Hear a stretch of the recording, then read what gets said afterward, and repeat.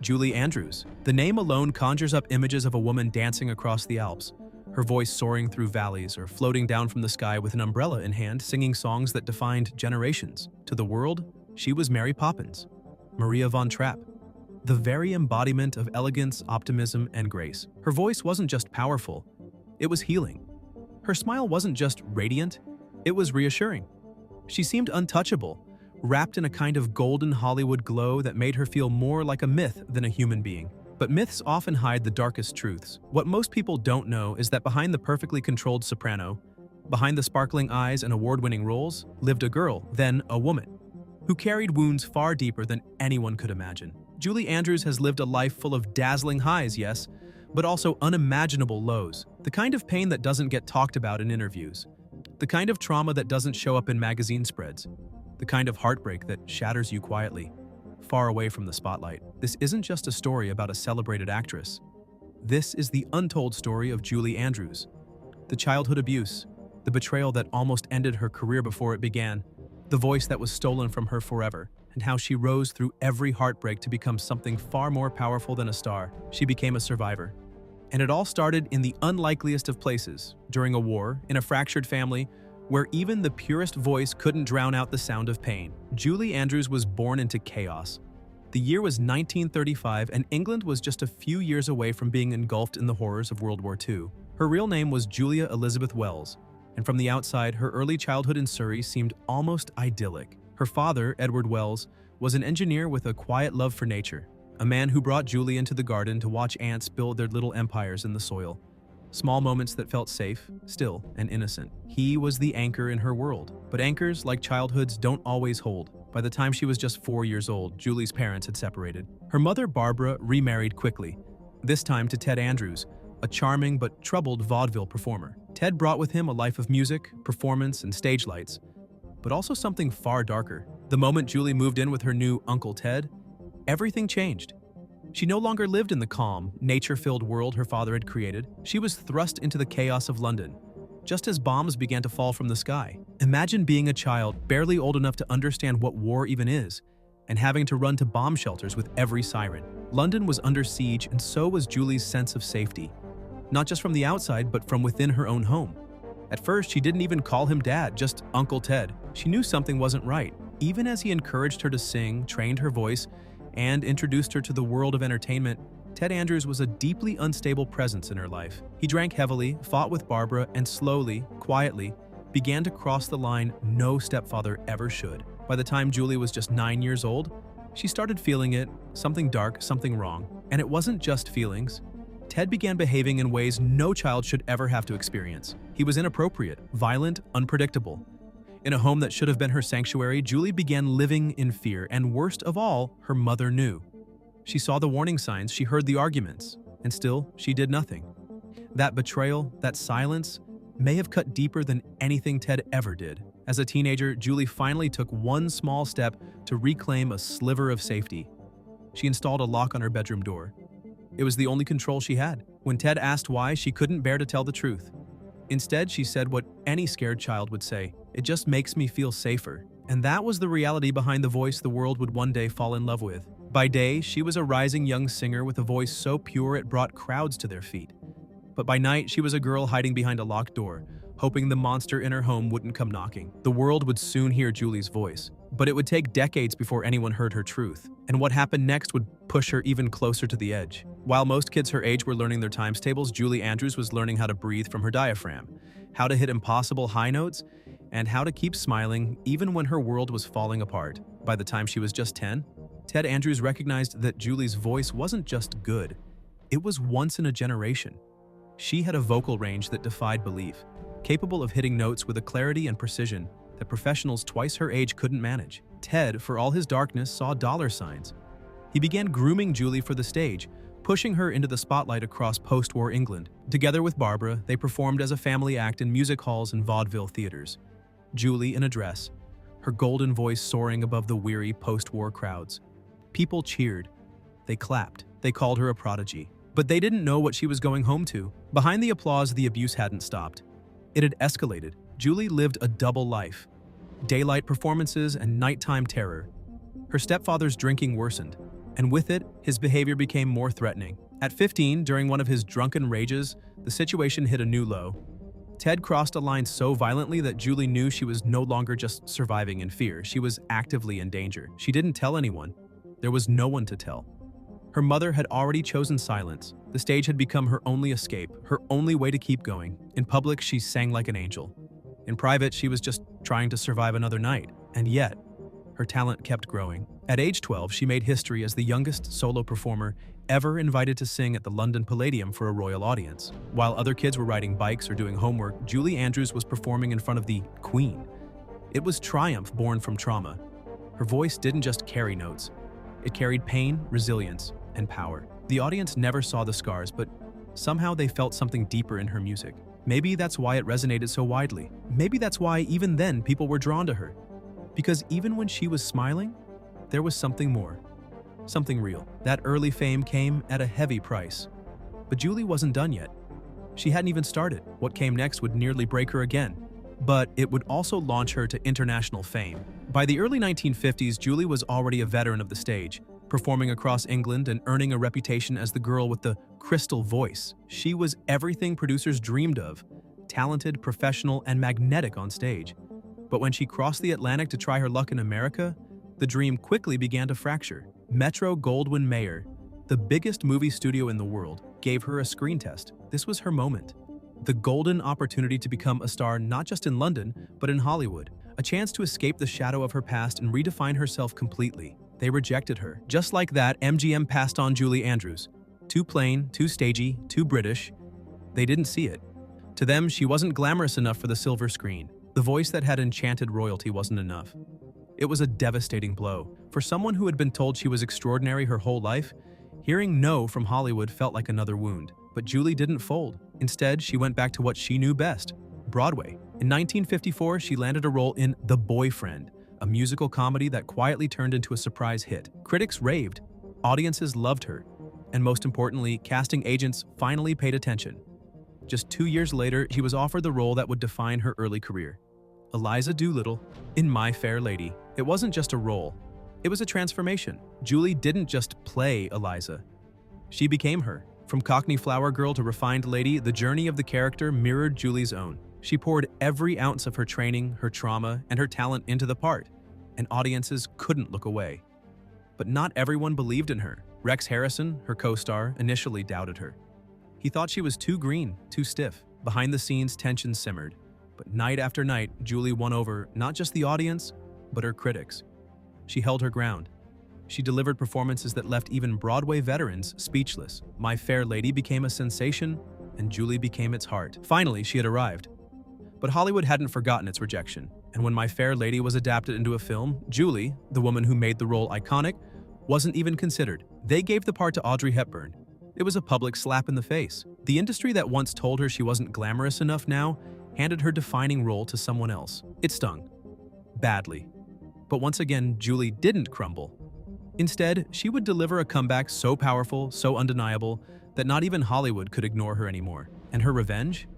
It came with a spoonful of sugar. By 1964, Julie Andrews was on the brink of something massive, and it all started with a spoonful of sugar. After being snubbed for the film version of My Fair Lady, Julie was approached by Walt Disney himself for a new musical project.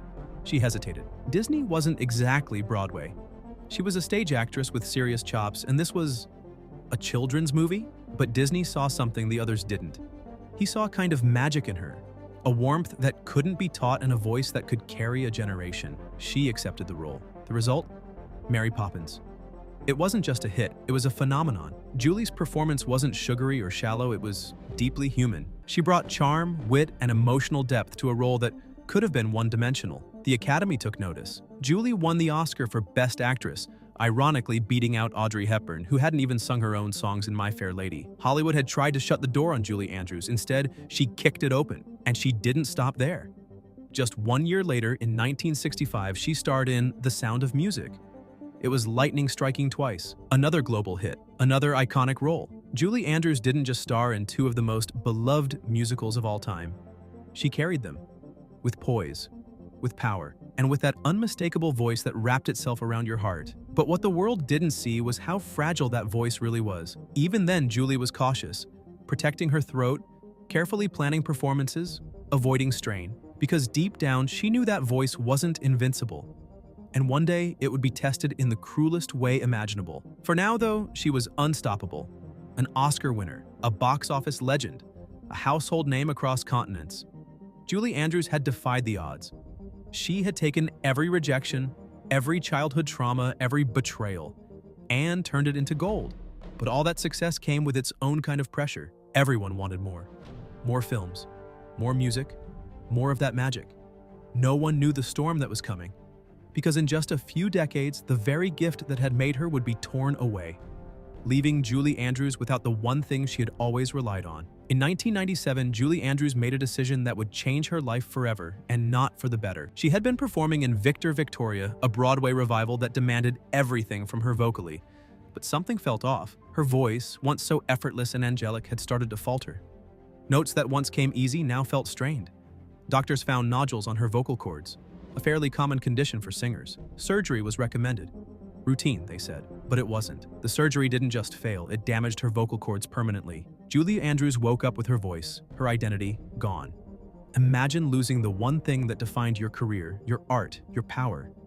For Julie, it was like erasing her entire purpose in a single day. She could barely speak, let alone sing. Her once booming, bell-clear voice was reduced to a whisper, and just like that, the curtain closed on the part of her life that had meant everything. The emotional toll was devastating. For someone who had already endured so much, childhood abuse, public rejection, the pressures of fame, this was something else entirely, a kind of grief that never really ends. She tried therapy, vocal rehabilitation, even experimental treatments, but nothing brought her voice back. And yet, she refused to disappear. Julie didn't retreat into silence. She got loud in other ways. She poured herself into advocacy, raising awareness and funding for vocal health research. She spoke out for others who had lost their voices. She turned her pain into purpose, once again transforming tragedy into strength. She found new ways to create. She started writing, producing, acting in roles that didn't require singing, and later, voice acting, ironically using what remained of her voice to enchant a new generation through films like Shrek and Despicable Me. She couldn't hit the notes anymore, but she could still hit hearts. Losing her voice was a tragedy, but it didn't break her. In many ways, it revealed something deeper. An unshakable will to keep going, to keep inspiring, even without the one thing she thought she couldn't live without. But there was another reason she kept going, a reason rooted in love, and the family she built after everything else had been taken away. While the public saw Julie Andrews as an untouchable Hollywood icon, her private life was filled with just as much complexity as her on-screen roles, sometimes even more. Her first marriage was to Tony Walton, a gifted designer whose eye for creativity matched Julie's own artistic fire. They married in 1959, and for a time, they were a power couple. He behind the scenes, she in the spotlight. Their collaboration on Mary Poppins wasn't just professional, it was deeply personal. Tony designed the sets and costumes that helped define the film's magic. Together, they had a daughter, Emma, and for a moment, Julie found the kind of stability she had never experienced growing up. But that calm didn't last. As Julie's fame exploded and Tony's projects expanded, their lives grew busier, more divided, more strained. They were two artists constantly pulled in different directions by their work. In 1967, after 9 years of marriage, they divorced. It wasn't a tabloid scandal, it was heartbreak, pure and quiet. But even in separation, they never turned bitter. Julie and Tony remained close, bonded by their daughter, their shared history, and a deep mutual respect. They stayed in each other's lives until Tony's death in 2022. A love that evolved instead of disappearing. Then came Blake Edwards. In 1969, Julie married the famed director known for The Pink Panther and Breakfast at Tiffany's. Blake was different. Funny, eccentric, deeply intelligent, and at times, deeply troubled. He suffered from long bouts of depression, and Julie became more than a wife. She became a lifeline. Their love was tested over and over, not by scandals or betrayal, but by the heaviness of real life. Still, they endured. Julie once said that their relationship was about patience and understanding, that they grew in love over the decades. They adopted 2 daughters from Vietnam, Amy and Joanna, expanding their family and filling their home with laughter, chaos, and purpose. Julie wasn't just a performer. She was a mother, a partner, a caregiver. But in 2010, Julie faced yet another devastating loss. Blake passed away from pneumonia complications. She had prepared herself mentally, but the pain still cut deep. After 4 decades together, the silence he left behind was overwhelming. She grieved privately, quietly, and like every other tragedy in her life, she found a way to carry it with grace. She once said that Blake's love still lives in her heart, that even in death he continues to inspire her. Julie Andrews didn't just survive fame, she survived love and loss in its rawest forms, and still, she kept going. But even as the world moved on from musicals and stage lights, Julie found a way to remain in the hearts of generations. This time, not with songs, but with stories. After losing her voice, Julie Andrews could have vanished from public life. No one would have blamed her. She had already achieved more than most artists could dream of. But Julie wasn't finished. In fact, she was just getting started. Instead of mourning what was lost, she leaned into what remained. Her presence, her mind, her soul. She began writing books, children's books, memoirs. Collaborating closely with her daughter Emma Walton Hamilton, Julie discovered a new way to connect with audiences. Together, they co-wrote a series of award-winning children's books that focused on kindness, curiosity, and emotional growth. Themes that mirrored Julie's own journey. She didn't need a stage to be powerful anymore. Her words carried the weight her voice once did, and then came a new kind of fame. A digital age revival. Younger generations who never saw Mary Poppins in theaters fell in love with her all over again through roles like Queen Clarice in The Princess Diaries. She wasn't flying through the air or singing on a mountaintop, but she still radiated that same quiet strength. Her presence was enough. Regal, warm, and unshakably wise. And if that wasn't enough, she lent her voice to animated blockbusters. Shrek 2, Despicable Me, and most recently, as the mysterious narrator of Netflix's Bridgerton. Even without singing, her voice still cast a spell. She transformed pain into power, silence into purpose, loss into legacy. Julie Andrews became something greater than a singer or an actress. She became a guide, a voice of comfort in a chaotic world. And through it all, she never stopped giving back. Her advocacy for vocal health, her support for children's literacy, her devotion to education and the arts, it all speaks to a woman who refused to fade into the background. She wasn't just a part of history. She kept making it. And even now, approaching her 90s, Julie Andrews continues to inspire with a story that began in tragedy and blossomed into timeless triumph. Today, at nearly 90, Julie Andrews doesn't chase the spotlight. She doesn't have to. The spotlight now follows her, not because she demands it, but because her presence alone commands respect. The world has changed since her debut, and the golden era of Hollywood musicals has long since faded. But Julie, she never left. She simply evolved. Her days are quieter now, but far from inactive. She writes books, reflections, stories for children that carry messages of kindness and imagination. Together with her daughter, Emma Walton Hamilton, she has co-authored dozens of books, planting seeds of creativity in young minds just as music once did for her. Their work together isn't just a creative partnership, it's healing. A legacy, rebuilt one page at a time. And even without the voice that once echoed across concert halls and cinema screens, she continues to reach millions. As the narrator of Bridgerton, she's introduced herself to an entirely new generation, one that may not even know the sound of her singing, but still feels the strength in her voice. Her words now come with age, wisdom, and a softness that only deepens their impact. Julie attends events not to bask in her own legacy, but to uplift others. She speaks for vocal health awareness, donates time and energy to children's education, and offers guidance to young performers starting out. Perhaps ones who, like her once, are carrying invisible wounds behind the curtain. Her life is a balance of reflection and quiet action. A woman who has lost so much, yet continues to give more. She has learned to live without the one thing that defined her for decades, her singing voice. But in that silence, something new emerged. A different kind of power. A deeper form of influence. One that doesn't fade with fame or age. Julie Andrews remains a presence, a comfort, a reminder that life, no matter how beautiful on the surface, often comes with scars. And it's what you do with them that defines who you are. Julie Andrews isn't just a performer who defined an era. She's a living testimony to resilience in its rawest form. From a childhood shadowed by war and betrayal, to being rejected by the very industry she would one day conquer, to having her identity stripped away in a single irreversible surgery, she endured. And not just quietly, she transformed every tragedy into something meaningful. She didn't just survive, she reinvented herself with grace, dignity, and an unwavering spirit. The world remembers her as Mary Poppins or Maria von Trapp. But behind those roles is a woman who bore the weight of silence, who faced unimaginable pain, and still chose to bring light to others. A woman who never stopped creating, even when the one thing she loved most was taken away. Because what Julie Andrews truly gave the world wasn't just a voice, it was a lesson. That beauty doesn't come from perfection, it comes from persistence. That love doesn't fade when people leave, it deepens. And that even when your world falls apart, there is always another way forward. Julie Andrews may have lost her ability to sing, but her story, it still sings. loudly, clearly, forever.